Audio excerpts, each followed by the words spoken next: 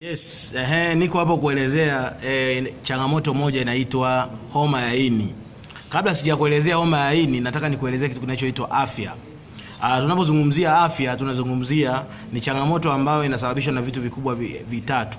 Mtu ambaye hana afya bora ni mtu aliyepungukiwa, ambaye hayuko vizuri kiafya, hayuko vizuri kiakili, hayuko vizuri kiroho. Vitu vikubwa vitatu.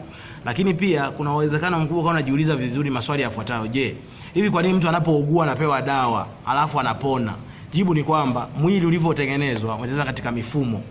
Kwenye kila mfumo kuna ulinzi wake. Kwa hiyo unapotumia dawa unaenda kusaidia mwili ujiponye wenyewe, kwa sababu kinachoponya sio dawa. Kinachoponya ni mwili wenyewe unajiponya kulingana na changamoto iliyopo sehemu husika.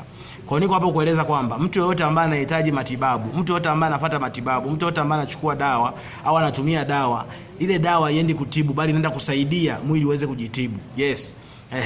Kwa ili uweze kuwa na afya bora, lazima uhakikishe unakula vizuri, unakunywa vizuri, unawaza vizuri. Sawa sawa Lakini pia unakaa katika mazingira ambayo yanakufanya uwe katika mfumo mzuri wa kufikiri.